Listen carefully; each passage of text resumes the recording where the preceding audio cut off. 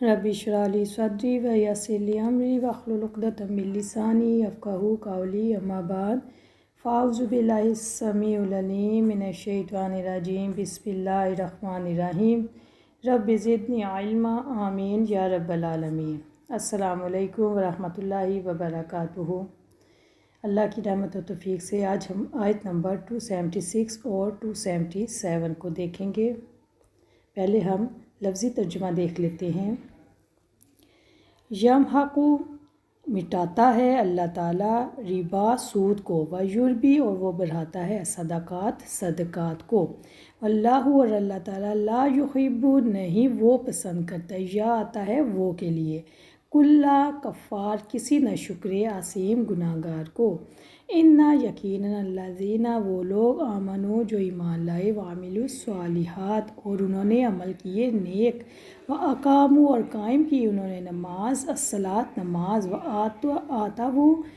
आतू और अदा की उन्होंने ज़कात लाहुम उनके लिए अजरुहुम अजर है इनका, इंदा पास रब्बिहिम इनके रब के, हिम का मतलब है इनके, वाला और ना खौफुन कोई खौफ होगा अलैहिम इन पर, वाला और ना हम वो सब यहज़नून गमगीन होंगे। अल्लाह ताला सूद को मिटाता है और सदक़ात को बढ़ाता है, और अल्लाह ताला किसी न शुक्र गुनाहगार को पसंद नहीं करता। यकीनन जो लोग ईमान लाए, उन्होंने नेक अमल किए और नमाज कायम की और ज़कात अदा की, उनके लिए उनका अजर उनके रब के पास है, उन पर ना कोई खौफ होगा और ना वो गमगीन होंगे। प्यारी बहनों, अब हम पहले आयत नंबर 276 को देखते हैं। आप लोगों से मैं अक्सर एक बात करती होती हूँ कि जब आप एक आयत के तर्जुमे को, एक आयत को पिछली आयत के साथ रिलेट करेंगे तो आपको कुरान मजीद पढ़ने में मज़ा भी बहुत आएगा, कुरान मजीद की समझ भी आएगी इंशाअल्लाह ताला। अब आप देखें कि पिछली आयत जो हमने पढ़ी थी उसमें हमने सूद को कंपेयर किया था, सूद की खसलत देखी थी, सूद का अल्लाह ताला के यहाँ किस तरह हराम बयान किया गया है उसके बारे में देखा था, और सूद का हमने कंपेयर किया था तजारत के साथ, बै के साथ, क्योंकि काफ़र लोग ये कहते थे कि जैसे तजारत हलाल है तो इस तरह सूद भी हलाल होना चाहिए, जबकि अल्लाह ने तजारत बै को हलाल किया है और सूद को हराम किया है, तो उसके पीछे क्या वजह है। तो हमने इसके बारे में अल्हम्दुलिल्लाह बहुत ज़्यादा डिटेल से पढ़ा था। प्यारी बहनों, सोचने की बात है कि इंसान सूद क्यों लेता है, इसलिए कि उसके माल में इजाफ़ा हो, लेकिन ये तरीका इजाफ़ा का गलत है। तो अब इसलिए अगली आयत में अल्लाह ताला फरमाते हैं कि अगर तुम अपने माल में इजाफ़ा करना चाहते हो तो उसके लिए सदक़ात दो, सदक़ात में बढ़ चढ़ कर हिस्सा लो, क्योंकि अल्लाह ताला खुद बयान कर रहे हैं। अगर आप कुरान की आयत को वाज़े तौर पे समझ के, बिल्कुल फोकस करके, अलग हो के, और जैसे कि मैं आप लोगों को बताती होती हूँ कि फजर का वक्त बेस्ट टाइम होता है, क्योंकि उस वक्त आपको कोई टेंशन भी नहीं दिन भर के काम की होती, जहन भी फ्रेश होता है, खामोशी भी होती है, कोई ज़िम्मेदारी भी नहीं होती। तो अगर आप उस वक्त इसको समझ के पढ़ेंगे तो इंशाल्लाह आपको बहुत अच्छी समझ आएगी। दिन में तो मुश्किलात होती हैं, परेशानियां होती हैं, फिर अगले काम का भी बर्डन होता है, तो इसलिए फिर समझ नहीं आएगी। जब आप कुरान मजीद को समझ के पढ़ेंगी तो आप हैरान हो जाएंगी ये देख के कि अल्लाह ताला इसमें आपसे बातें कर रहे हैं। जब आप इसको पढ़ेंगे तो आप कहेंगे कि जैसे बस मैं हूँ और मेरे सामने मेरा अल्लाह बैठा हुआ है और वो मेरे से बातें कर रहे हैं, मुझे समझा रहे हैं, मुझे ज़िंदगी गुजारने के तरीके बता रहे हैं, शरीयत के अहकामात बता रहे हैं। आप हैरान हो जाएंगे कि आपको इसी तरह की फीलिंग्स आएंगी। लेकिन शर्त ये है कि आप अकेले में बैठ के कुरान पढ़ें, फिर इंशाअल्लाह ताला आप इसका असर अपनी ज़िंदगियों पर भी होते हुए देखेंगे। इस आयत में अल्लाह ताला ने फ़ौरन दिल की बात समझ ली पिछली आयत में कि अगर सूद भी नहीं लेंगे, माल भी ज़्यादा नहीं होगा, तजारत में तो नुकसान भी हो जाता है, फ़ायदा भी हो जाता है, तो फिर क्या किया जाए। तो अल्लाह ताला साथ ही इस आयत को फरमा देते हैं कि सदक़ात माल को बढ़ाता है। सुभान अल्लाह, यानी अल्लाह ताला सूद को मिटाता है, यानी इसकी बरकत को ले जाता है। यमहकुल्लाहु यमहक का मतलब हम यहाँ पे देखते हैं,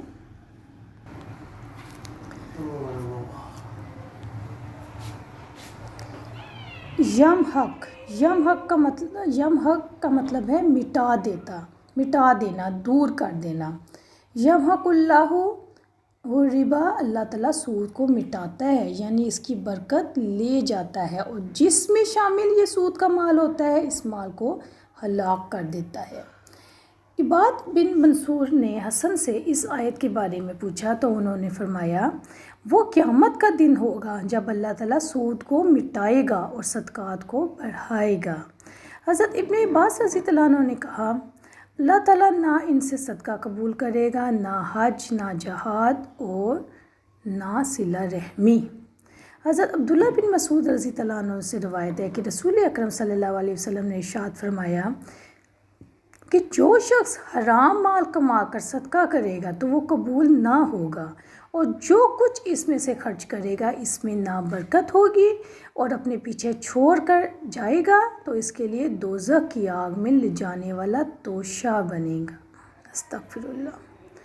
हज़रत जाबिर रज़ी अल्लाह अन्हु से रवायत है कि रसूल अकरम सल्लल्लाहु अलैहि वसल्लम ने इरशाद फरमाया, जो गोश्त हराम से भरा हो जन्नत में दाखिल ना होगा, और जो गोश्त हराम से बड़ा हो दोज़ख की आग इसकी ज़्यादा मुस्तहिक होगी। प्यारी बहनों, इस आयत का एक सीधा साधा मफ़हूम तो ये है कि सूद में बरकत नहीं होती, यानी सूद खोर का माल बिलाकर बर्बाद हो जाता है। सूद से असल सरमाए में तो कोई इजाफ़ा नहीं होता, और इसका नतीजा क्या होता है कि दौलत में इजाफ़ा तो तब हो ना जब आप इसको ज़्यादा से ज़्यादा फैलाएं, जबकि सूद से रुपया बजाय फैलने के चंद हाथों में सिमट जाता है। मुल्क की तरक्की, कौम की तरक्की भी रुक जाती है, रुपया भी कुछ महदूद हाथों तक रह जाता है, और कौम के सरमाए में इजाफ़ा भी नहीं होता। हज़रत अब्दुल्ला बिन मसूद रज़ी अल्लाह अन्हु से रवायत है, रसूल अकरम सल्लल्लाहु अलैहि वसल्लम ने फरमाया, बिलाशुबा सूद अगरचा बहुत हो जाए लेकिन इसका इंजाम कमी की तरफ ही जाएगा, यानी सूद अगरचा कितना ही ज़्यादा हो जाए मगर इंजाम कार इसका नतीजा किल्लत है। और इसके अलावा सूद आफात का बायस भी बनता है, मुसीबतों का बायस भी बनता है। अल्लाह ताला इसे और इसकी बरकत को ख़त्म कर देता है। अगर इस कमाई को सूद खोर अल्लाह ताला की राह में खर्च करे तो इसको अजर नहीं मिलेगा बल्कि ये जहन्नम में ले जाएगा। वयुर्बी सदक़ात, और सदक़ात को बढ़ाता है। अल्लाह ताला सदक़ात को कैसे बढ़ाता है? इसका मतलब है कि जिस माल से सदका दिया जाता है अल्लाह ताला इसमें बरकत नाजिल करता है और इसके सवाब को बढ़ाता है। अल्लाह ताला सदक़ात का सवाब बढ़ा देता है, और जिस माल से सदका निकलता है इसमें बरकत हो जाती है।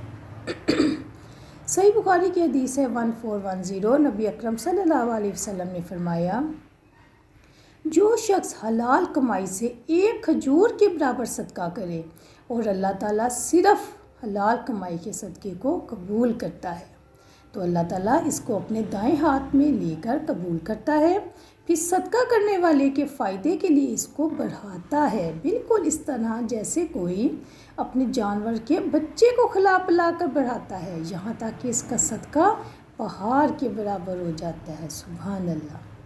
सदक़ात और सूद के माशरे पर क्या असरात होते हैं, अब हम कंपेयर करेंगे सदक़ात को और सूद को मुख्तलिफ़ ताल्लुकात के हवाले से, आपस के ताल्लुकात, माशरे के ताल्लुकात। इसके बारे में इंशाल्लाह नेक्स्ट ऑडियो में हम देखते हैं। अस्सलामु अलैकुम रहमतुल्लाहि व बरकातुहू।